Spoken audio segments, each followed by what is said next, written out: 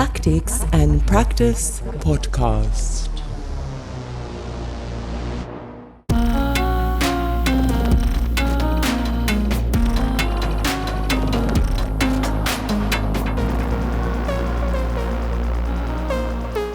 Dobar dan, everyone, and welcome to the Tactics and Practice podcast, the audio extension of Aksioma Institute for Contemporary Art's discursive program of the same name, focusing on investigative art, society, and new technologies.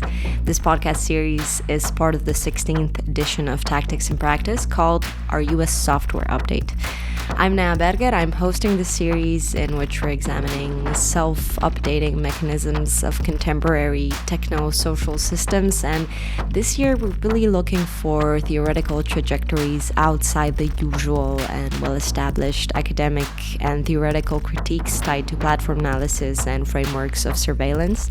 So, in the previous episodes, we tried to explore strategies that prioritize enchantment or seduction or experimentation. So, these ways of working on the surface instead of tactics based on disenchantment or critique exposing some deeper truths that the surface would be covering.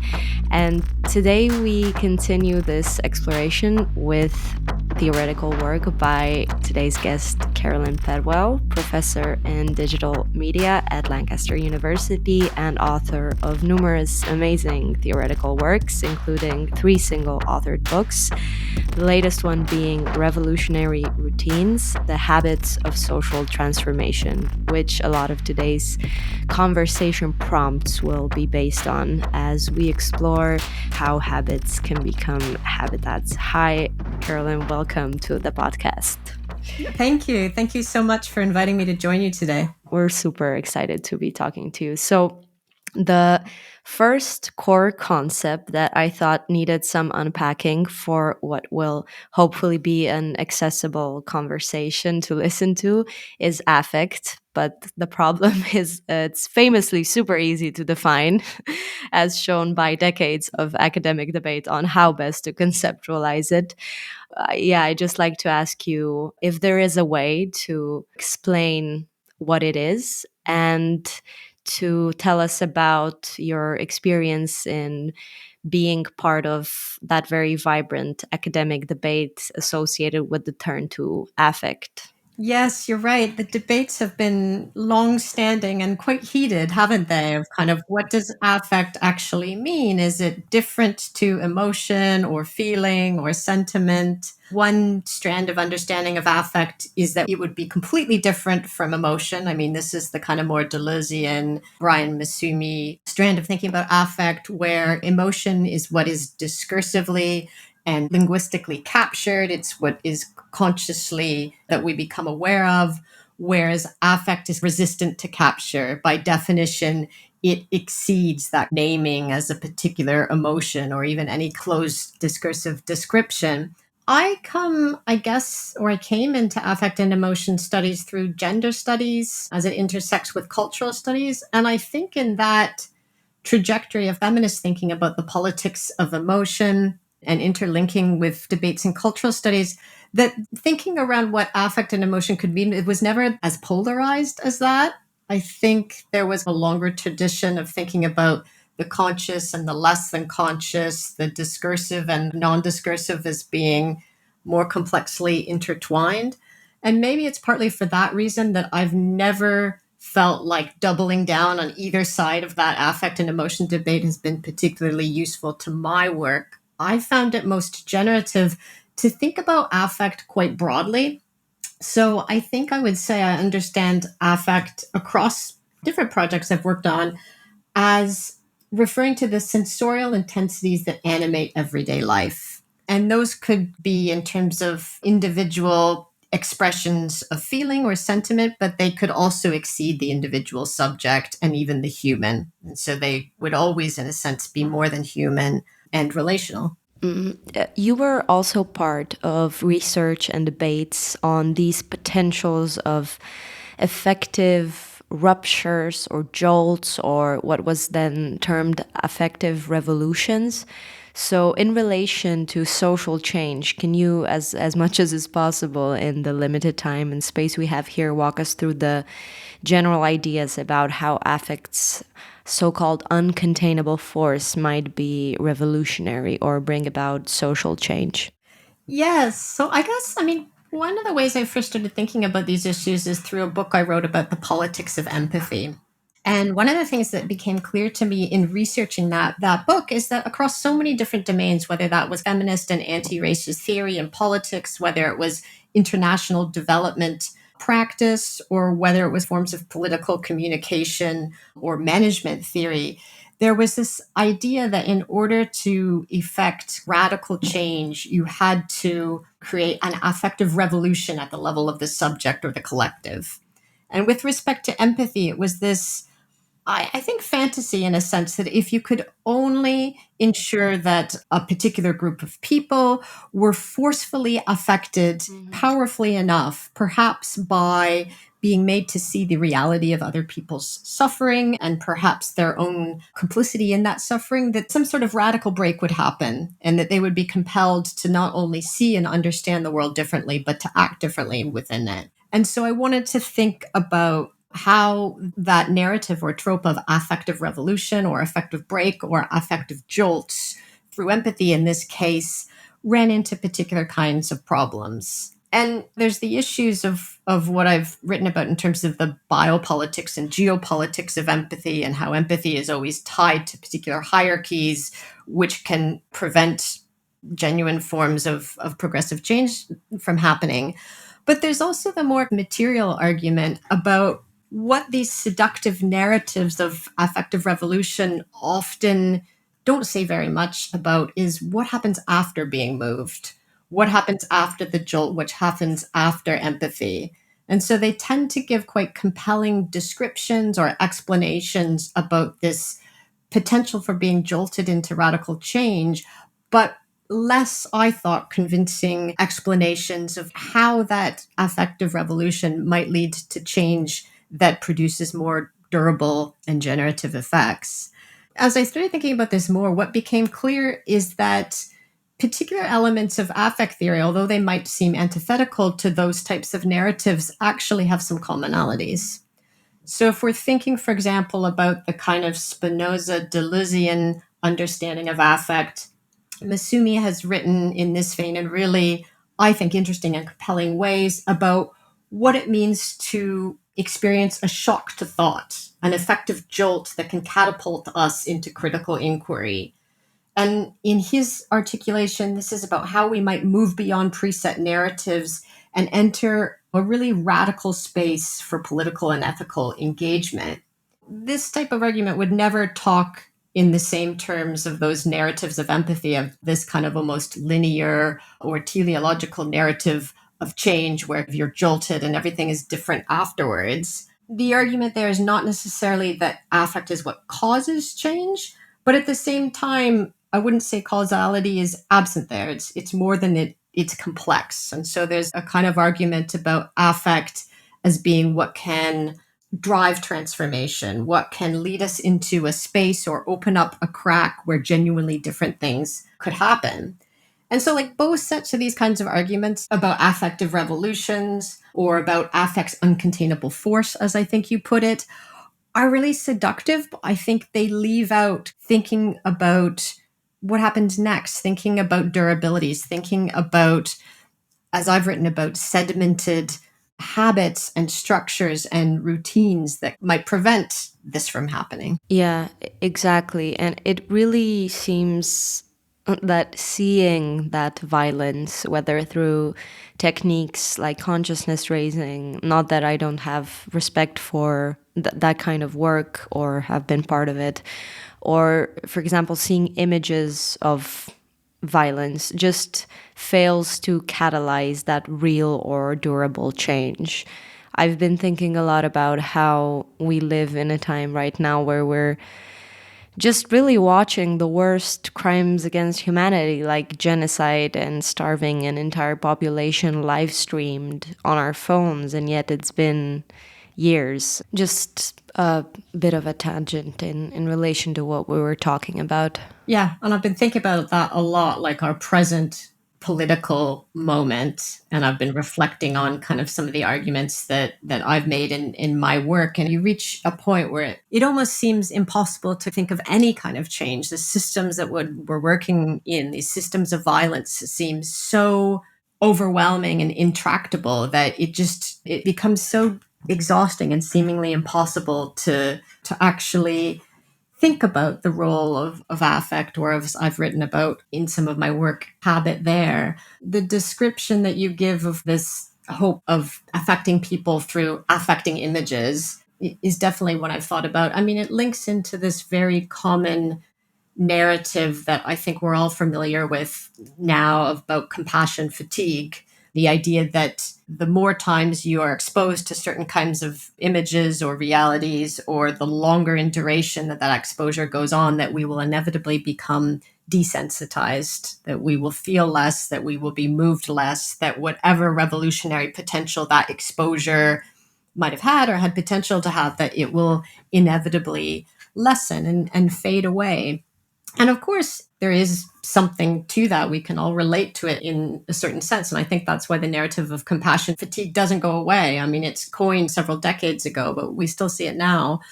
But I think in understanding, or in trying to understand, the relationships between the affective and the habitual, I was trying to figure out whether actually things tend to be a bit more complicated than that. Maybe it's not just that affect weakens or dissipates or withers away over time or through repetition. Maybe there's opportunities for different kinds of things to happen there.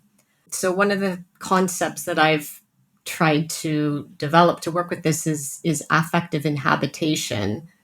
That actually you can think of other types of examples where people are exposed to repeated or sustained forms of affective engagement, and that the particular forms of attention that they bring to that situation can actually lead to a heightening of experience, a heightening of awareness that might kind of open up different types of opportunities beyond compassion fatigue. So there's different kinds of things going on, and therefore different possibilities that might open up even in the most oppressive moments, such as the one we seem to be living in now.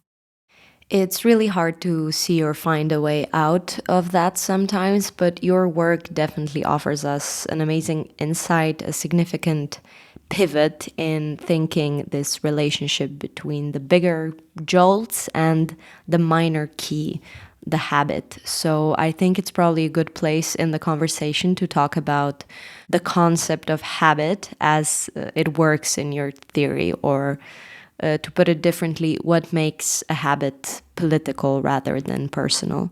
Yeah. So I mentioned the work I'd done on the politics of empathy and coming to question this seductive narrative of change through being affected forcefully enough. And so that then led me to kind of read more about philosophies and sociologies of habit and habituation. And I turned to American pragmatist philosophers such as William James and John Dewey, as well as the earlier French continental philosopher Felix Ravissant.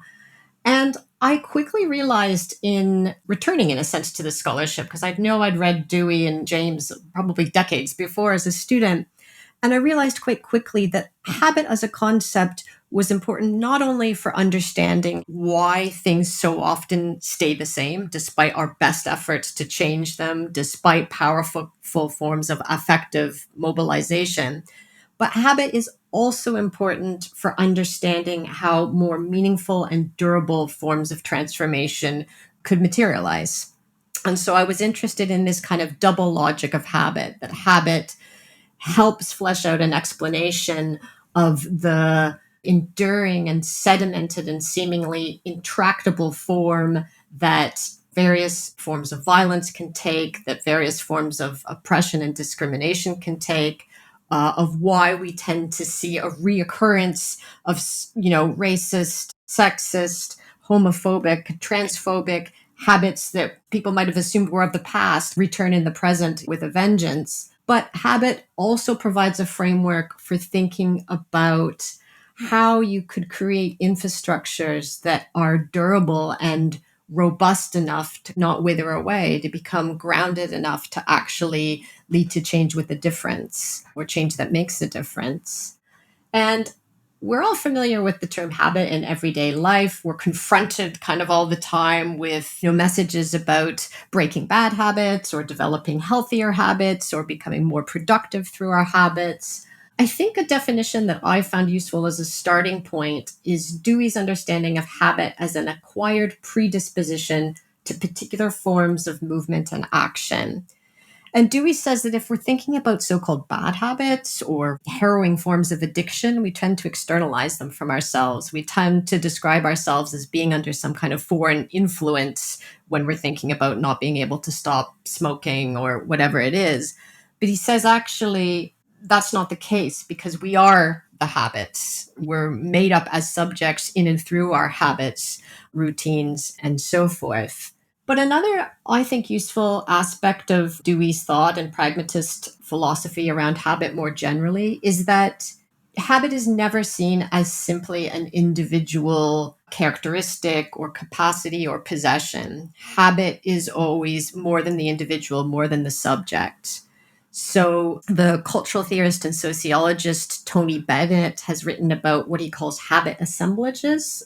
I found that a really useful way to think about what habits are and what they do in relation to contemporary forms of socio-political change. Because once you think through the assemblage, and Bennett talks about interactions of minds, bodies, and environments, you realize that habits are networks in a sense, that they're not just about what an individual can do or their willpower or the choices they make. It's about what is going on in the milieu or in the environment in which they are situated. What are all the different elements that make up that assemblage? So Bennett and his colleagues write about how in relation to the climate emergency and waste management, there's starting to be much more attention not on changing individual habits, but on intervening in the different elements of the assemblage that surrounds waste management. So once you start looking for assemblages, and we can never name or know all the elements of an assemblage, but once we try trying to think of some of them, that moves us away from a individualist or only human-centered understanding of habit. And I think that's useful when we are thinking about interconnected social, political, technological, ecological elements that make up our emergent world. Yeah, absolutely. And you position these minor gestures as alternatives to grand revolutionary ruptures, those major events that history gets written around.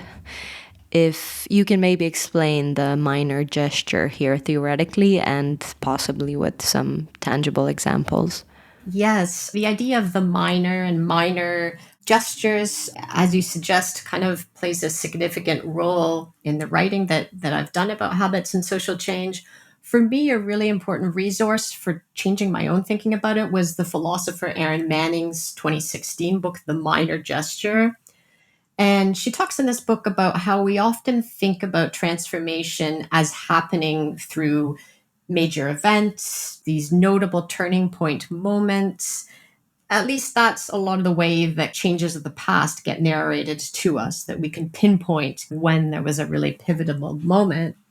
But her argument is that it's often the less perceptible, more processual, and minor dynamics that can be vital to meaningful forms of change. And I've really taken on that argument and adapted it for the purposes of my project. Now, for Manning, and I'd say the same for myself, the minor is not simply what seems insignificant or what is smaller or happening on a micro level. And it doesn't necessarily correspond to the figure of the marginal. It might be all of those things. But I think what is most important in Manning's vision is processuality. The minor names those continually unfolding yet often unrecognized dynamics that, in her words, open up everyday experience to its potential variation. And that comes from Deleuze and Guattari. But there's an idea that in anything that we can understand or see at one level, like a political process or a form of violence, that there's multiple different things happening under the surface. Nothing is ever kind of uniform or just one thing. And if we can find ways to connect with those percolating strands, those potentialities in germ, that might provide roots to changing dominant collective, societal, and relational habits. It might provide entry points to thinking about how we could make actual potentials that might never come to fruition if they aren't connected with and activated. But yes, I'm trying to think of some more tangible examples. I think, the Occupy movement was a really important example to think the minor gesture through in some more tangible and practical ways. In some ways, those involved in different manifestations of Occupy were influenced by what has been called prefigurative politics, this idea of, to the extent we possibly can, of trying to create the better world we envision in the future, actually through our everyday interactions, habits, routines, and modes of care in the present. So if you think about Occupy's more visual and the spectacle of gathering in public squares or marching or other public places, that's one aspect of the political practice that was happening there and that has been echoed in other kinds of social movements. Because the other things that were happening were living and sleeping and working and cooking and learning together in these spaces with all sorts of different people who were there for perhaps different reasons, but kind of were joined by a shared tendency, we might say, to want to look for alternatives to the political status quo. And so those minor acts of shared cooking routines that were developed, or setting up a tent university in Occupy London to learn from each other in different ways, had the potential for more than they might seem on the surface. That what was happening here is not just what was happening necessarily in the moment between these people in these particular squares, but the creation and modeling in the present of new types of solidarities and collectivities and ways of being and engaging in the world that might be actualized in the future. And I think there's different ways and examples to think about how those types of prefigurative practices, we might say, actually can help us understand how the revolutionary and the routine, or the major and the minor, are always intertwined. So there's not probably a binary there, that there are minor tendencies and possibilities that are percolating through what we might see as the major, and there's different ways and angles into potentially accessing them with other people.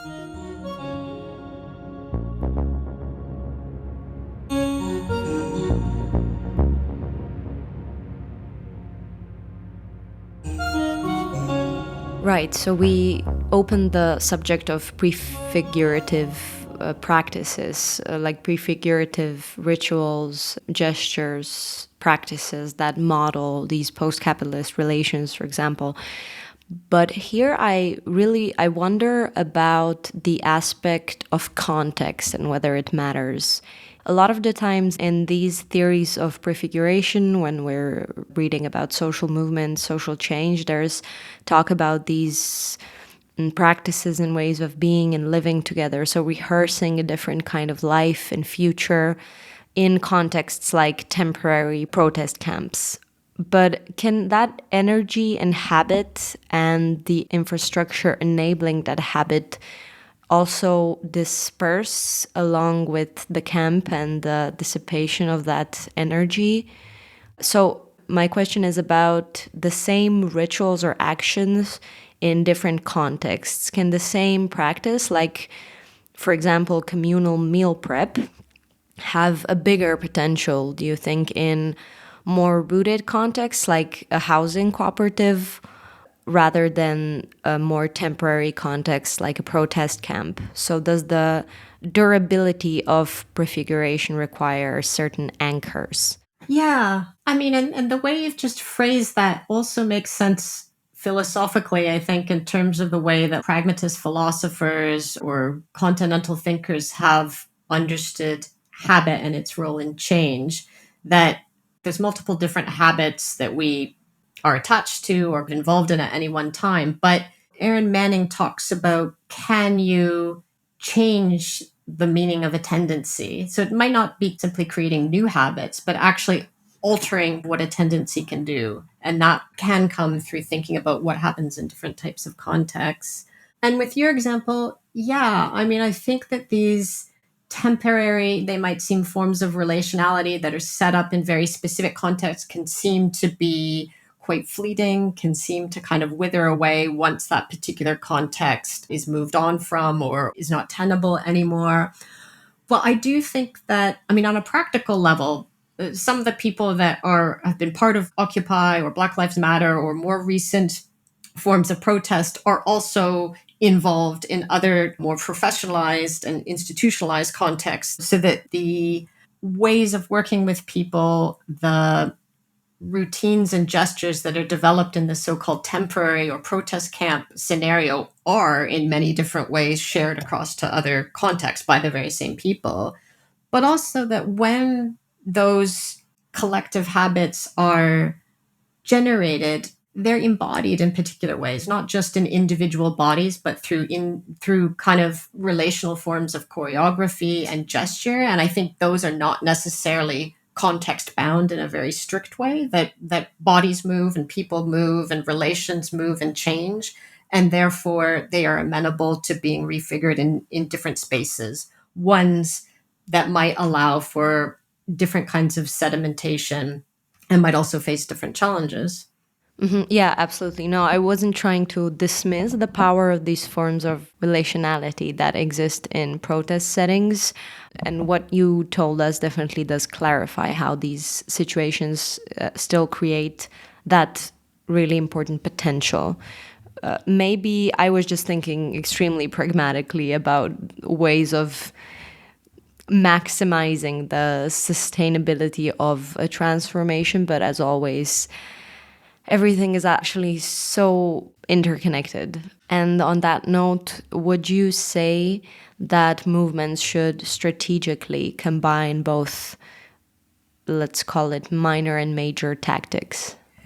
Yeah, I was thinking it's a really good question. And I've thought about this in different ways before because it makes me think about the term prefigurative politics comes, I believe, from analysis conducted in the 1980s of the New Left social and political movements of the 1960s. And at this time, or in that context of the 1960s, prefigurative politics is seen to mean this idea I talked about trying to create and live the desired future in the present. But these movements were also seen as being, in their prefigured elements, quite isolated in a way. For example, uninterested in mainstream media engagement or what their representation would be in mainstream culture. And if we apply this label of prefigurative politics to something like Black Lives Matter or Occupy, that's really not the case, right? So we're thinking actually about how maybe a prior distinction between prefigurative and strategic politics. So prefigurative, these maybe smaller, more low-key gestures that are trying to aim towards a future that is always moving and changing, combined with strategic politics, which is basically trying to secure power in the existing system, in the here and now so you can change it.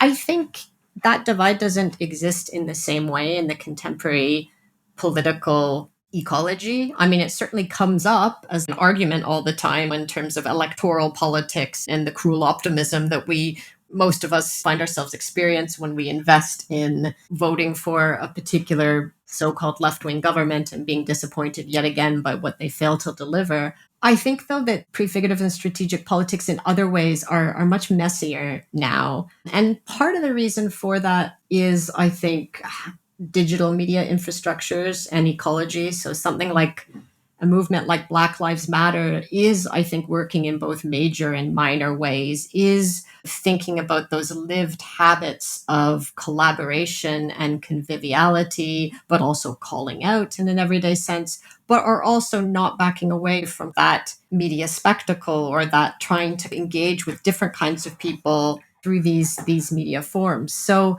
in specific answer to your question, I think for bigger movements with that level of profile, it's not really a choice of whether to combine what we might call major and minor tactics or strategic and prefigurative politics, that these are already quite interconnected and that they are happening together and kind of changing in their status as things unfold. I mean, there's all different sorts of political practice. I recently supervised a brilliant PhD thesis on practices of care in political mobilization, specifically in feminist, queer, and abolitionist political organizing. And that student was looking particularly at, and their name is Ames Clark, and Ames was looking particularly at actually how has it become more and more essential, given the exhaustion and burnout that seems to be plaguing so many forms of political mobilization in our current moment, to actually stop, in a sense, and focus on care and focus on what do we need to do with and for each other to make this sustainable, to sustain ourselves. And I think was uncovering what I would call all sorts of minor gestures and forms of collaboration and conviviality, which would probably never register at the level of organized politics or mainstream thinking around political movements or, mobilization, but actually, as their work showed, were entirely, absolutely vital to the continuation of these forms of organizing that stood to make a real difference in people's lives, in this case, in London and other parts of the UK. Moving on to deepening this link between burnout and political exhaustion and two key terms in your work, I'd love for us to discuss Sedgewick's paranoid reading, this critical theory's impulse to constantly expose hidden truths and harms, which we might add in line with the overarching theme of this series, reproduces capitalism's relentless innovation cycles and ultimately accelerates fragmentation. So can we relate these cycles to Sedgwick's critique of paranoid reading as a political trap? And how can another important concept that you just mentioned in the previous answer, Berlant's cruel optimism, help explain why we cling to these habits, we could say, that lead to political exhaustion? Yes, yeah. So cruel optimism, as we know, is probably Lauren Berlant's most famous and I think compelling and affecting concepts. This idea of how the very thing that we think is going to lead to a positive change in our lives or in society, that we therefore become very affectively attached to, is precisely what might lead to our suffering or might lead to things not changing at all. And once you understand Berlant's concept of cruel optimism, this unrelenting optimism or hope or attachment to certain objects and possibilities that actually are completely deteriorated or don't exist in the same way that you are idealizing them, you start to actually see that logic in all sorts of different scenarios in everyday life. And one of the ways that Berlant talks about this concept is in relation to the deteriorating state of or hope for the good life in American society and far beyond, when what we call the welfare state in the UK and elsewhere, and all of these systems and structures that at least existed at one point in particular ways have been chipped away at by global capitalism and post-industrial logics and other sorts of processes, to the point where they remain only in a fantasy form. But cruel optimism was also useful for me in my project in thinking about the links between affect and habit. So you might think that affect is kind of about that affective jolt or burst or revolution or these ephemeral jolts of intensity, and that habit is about the slow and embedded and sustained. But actually, cruel optimism helps us think about how affect and habit are much more intertwined than that. And part of what cruel optimism does is help us think about how we form and are compelled to form particular types of affective habits or habitual forms of emotional investment, responsivity, attention, and so forth. So cruel optimism is a habit, in a sense, of how we want kind of the future to unfold, how we live our lives with this hope that can be cruel. And I think for Berlant, cruel optimism is not simply destructive. It's not simply damaging for us, although it can be very damaging. It's also something that it can be a crutch, a necessary crutch to allow us to keep going. Because if we had to force ourselves to confront the absolute reality of our fantasies, then it might actually feel nearly impossible to keep going. So, yeah, the thinking around those concepts in the context of contemporary forms of socio political relations and change was really important to me.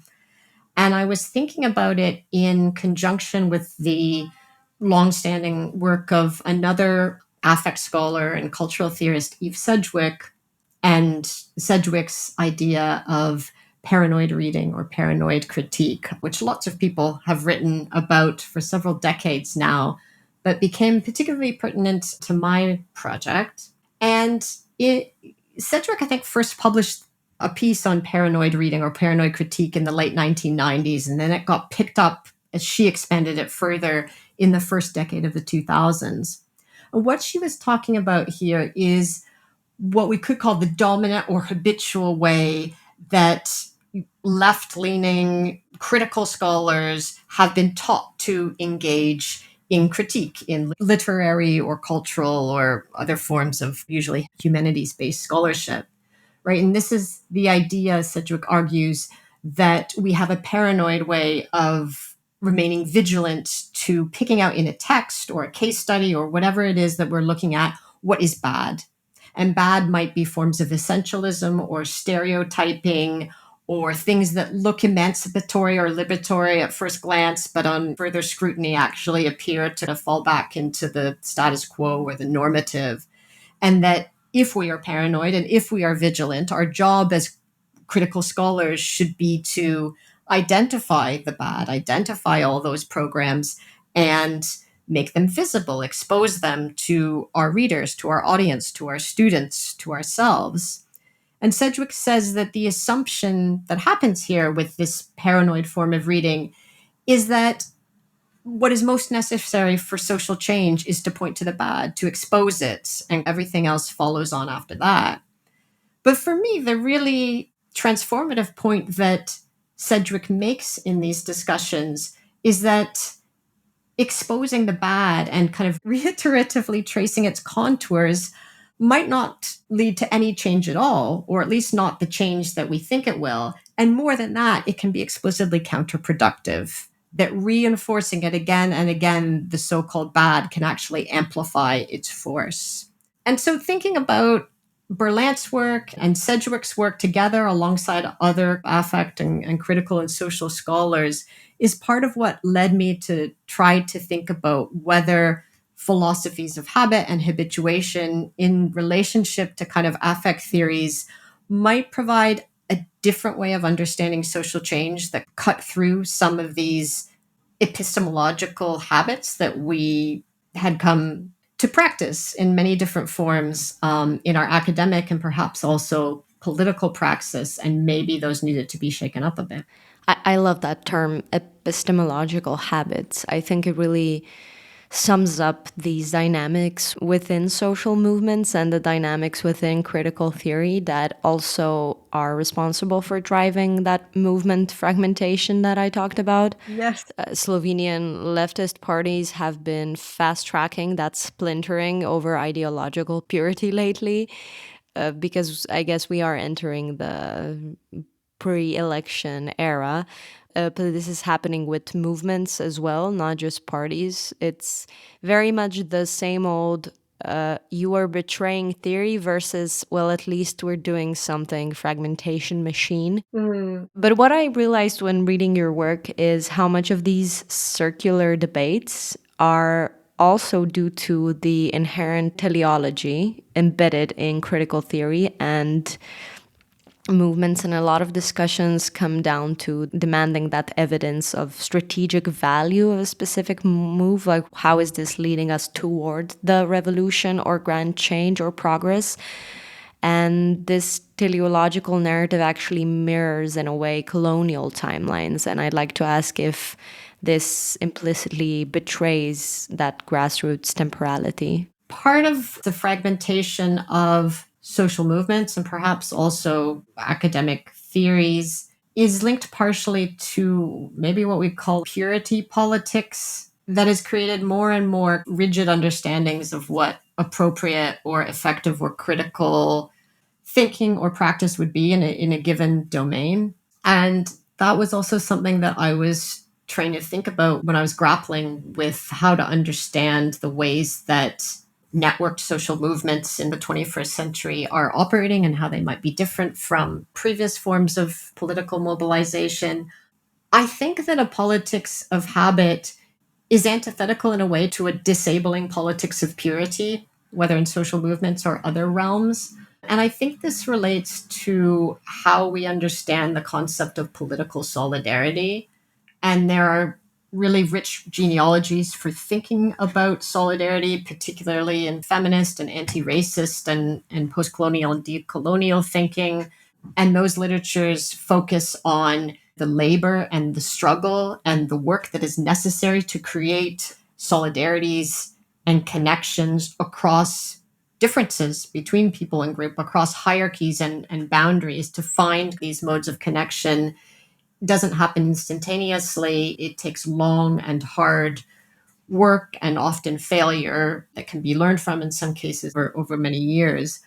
But there is an aspect of ideas of what political solidarity entails across different contexts that can be overwhelming, or can, I think, put a lot of pressure on what that would have to entail in a given context. So in political theory, there's some understandings of political solidarity as this unified coming together of different groups.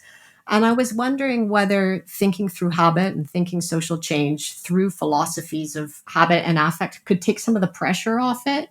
That actually, could we start to think, as affect theory has done in different ways, about solidarities through shared habits, through routines that interweave at particular points, through forms of reverberation that wouldn't necessarily entail this unified coming together of people, or this purity politics that can become too rigid or too exclusionary, that it could actually open up more expansive space and possibility for practices and gestures and habits, providing opportunities for people to come together and for things to change in different kinds of ways without losing that element of work and struggle. I think in a way that relates to your question about time and temporality and teleological kind of narratives.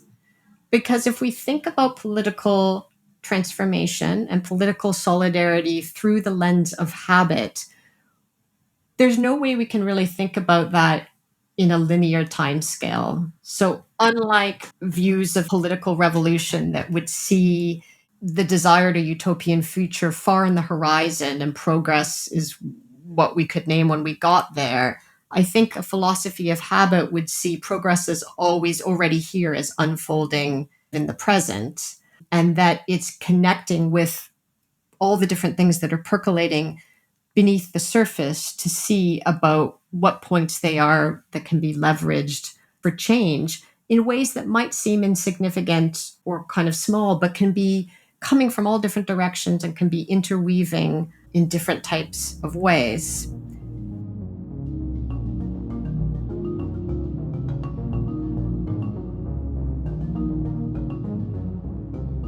I want to touch on your particular reference to colonial timelines. Can you actually say a bit more about that? Yeah, I made some notes while reading your book about the connection between teleology in movements and teleology in the colonial narrative timeline about progress, in the sense how the West is progressed and the colonized are, quote unquote, not yet civilized at an earlier point of development, progressing toward the civilization that is the West. So this colonial teleology that is mirrored all over Western thought and science and technology. And I was just thinking about how a teleological way of thinking can be seen as a kind of colonial habit, and if there's that risk there of sharing that structural logic. Thank you for saying more about that, because I was thinking about how Sarah Ahmed's work in particular has been really helpful in thinking about the relationship between habits and empire and colonialism. Sarah writes in The Promise of Happiness, I think, which came out in 2011, about how, in many ways, the colonial project was imagined, in her words, as a form of moral training and habituation. So, in the context of the British Empire, there was this idea that the colonialists were teaching so-called natives civilized habits, and that they had to unlearn traditional or indigenous customs in order to, as you say, progress, in inverted commas. It's interesting that like affect and habit come together in these colonial narratives. And the sociologist Norbert Elias writes about this in terms of what he calls the civilization of the affects. So there's this idea that only certain subjects or bodies could learn from being affected or moved or changed in certain ways and actually cultivate that into moral or ethical or civilized habits, and that other whole populations were incapable of this. Another really interesting book that I found illuminating to think about this is Kyla Schuller's book, The Biopolitics of Feeling, where she talks about precisely these distinctions that get made between so-called civilized and uncivilized bodies in the context of empires, who could be affected and then translate that into productive or generative or useful habits. And as you say, these are all little vignettes or items that form part of a kind of rich and disturbing tapestry of colonial and neocolonial narratives of progress, of things getting better in a framework that is explicitly racist and classist and gendered in pernicious ways, and remains still with us. And it's interesting to think about the concept of progress, because those of us who are working in humanities and social sciences field in the academy now in different ways have obviously been trained to be suspicious of progress, right, in all sorts of different ways, and kind of to deconstruct or critique linear narratives of progress and so forth. But at the same time, I think on a kind of, I don't know, everyday or affective or embodied level, many of us still remain nonetheless very invested in some idea of progress.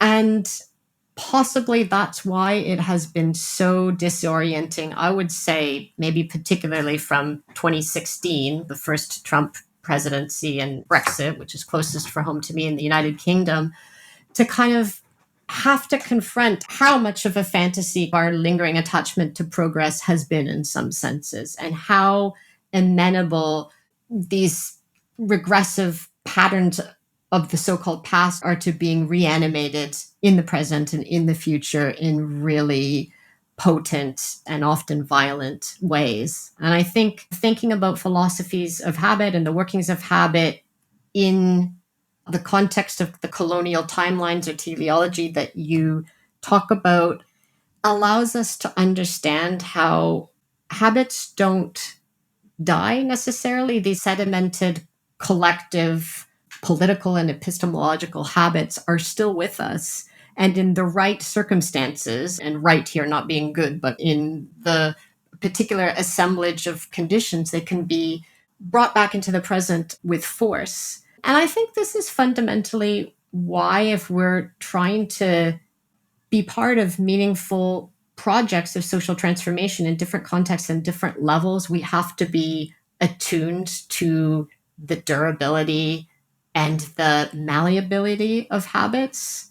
And so if we ignore that, it's easy for our efforts to feel like failures or to seem unsuccessful, because we're not necessarily getting at the deeply rooted conditions that not only keep things the same, but can mean that they seem to get worse and worse. As you were talking about how colonial powers work through habituation, this really brings us to the last question I have prepared, to the acknowledgement that the tactics we talked about in this conversation and throughout the series are politically ambivalent, meaning that they can be harnessed by various actors and forces and agendas. We can't really claim them as our own. And you acknowledge this in your work too, of course, talking about the colonial aspect and how fascists ritualize hate and how nudge theory is used in neoliberalism, for example, which brings me to that last question of, is there any distinction that could be made? Is there something that makes a practice, a habit in our case, inherently liberatory or progressive? Could it be its direction of care or a way in which it would refuse that teleology, for example? Yeah, that's a great question. It is one I've thought about in different ways. I'm not sure I've kind of arrived at a satisfactory answer for myself or for anyone else. But I think a starting point is to say, which you've acknowledged, is like habit as a technology of transformation is amenable to all sorts of different political and ethical projects, including ones that we would likely very not want to support. The minor gesture or kind of change through habit is certainly not our domain alone. I know that Beatrice Spivak has written about something she calls ethical reflexes, which is another, I think, really generative terms because it's bringing together two things that you shouldn't necessarily think go together, ethics and physiological reflexes. And she also says there's no one thing that could define what makes ethical reflexes liberatory or progressive, but she does talk about the importance of them being able to kind of inhabit double binds and inhabit contradictions rather than trying to solve or transcend them. And so that actually the work of embedding ethical modes of thinking and practice in everyday life and in embodied gestures and habits is partially about the work of being able to inhabit ambivalence and anxiety and complexity and uncertainty, which all seem very important in our present political moment. But one of the problems here, though, is that the right, the political far right, and fascist forms of mobilization are actually also very good at inhabiting contradictions, really. The political theorist William Connolly has a great piece, I think, from the early 2000s, maybe 2002, where he talks about how the political right in the United States, the Republican Party, has been extremely successful in establishing and maintaining solidarities between two major voting groups and political pressure groups that should really have not much of anything in common, which is what he calls cowboy capitalism and the fundamentalist religious right. Like they should be opposed in all sorts of major, really deal breaking ways. But nonetheless, the Republican establishment has managed to keep those solidarities intact, even to make them more powerful. And Trump is keeping this going. It certainly hasn't collapsed. And I don't want to use that as a model to talk about what the left, if we can even speak in those kind of binary terms, should do. But I do want to observe, and I think I tried to in the book, that it does seem that right aligned movements are often more successful in actually working with and mobilizing affect for those types of political purposes, and also working with varying levels of consciousness and effective attention to build negative solidarities often, but that feel positive to people. And sometimes they were doing this through strategies that many of us involved in projects of social justice would not want to use, such as disinformation and misinformation and creating enemies to join in around. But I wonder if there are other techniques there that are actually amenable to different types of outcomes, ones that actually might not lead to fascism or to the type of racist, exclusionary, violent outcomes that we are seeing play out in the US and many different parts of the world today. So I think there's something important about being able to inhabit complexity, double binds, contradictions, and uncertainty. But I think we require some more thinking about how we can come together collectively in the most effective, sustainable, and generative ways to do that, to cultivate forms of transformation that will be meaningful and durable to people. Yeah. And I really sincerely hope that with this conversation and throughout the series, we have given some ideas or some prompts to think beyond paranoid readings, promises of the grand action, to more of a stubborn practice of world building when we don't have a guarantee for the future. Thank you so much for this conversation. Thank you to you for inviting me to be in part of this conversation today. Throughout this series, we've thought about how transformation thrives not in grand declarations, but in subtle, persistent gestures. From Alex Guichot's sincere decoys and Shaka McLaughlin's computational hexes, Sophie Public's symbiotic memes, and Carolyn Pedwell's revolutionary habits, we've seen how power is disrupted through tactics that embrace surfaces, not necessarily depth. And maybe the question isn't whether we are software updates, but how we might update differently. Not through the recursive loops that fragment our movements, but through the ambient transformations that happen when we take seriously the power of what appears merely surface level. A great thank you again from me to everyone listening, all of the producers, curators, and the guests. Are You a Software Update is a series of podcasts conceived and conducted by myself, Nea Berger, for the 16th edition of Tactics and Practice, the discursive program of the Aksioma Institute for Contemporary Art, curated this year by Nora Umurhu, Socrates Stamatatos, Yanis Pakinyansha, and me. For more information on the context, participants, and partners involved, see the links in the description. This episode was recorded and edited by me. The music and audio post-production were taken care of by Gaspar Torkar, and the project coordination by Marcela Ukretic. You're welcome to visit aksioma.org, where you'll find a wealth of free content.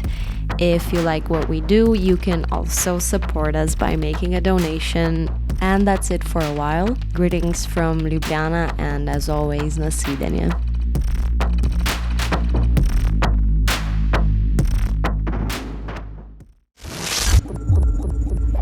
Tactics and Practice Podcast.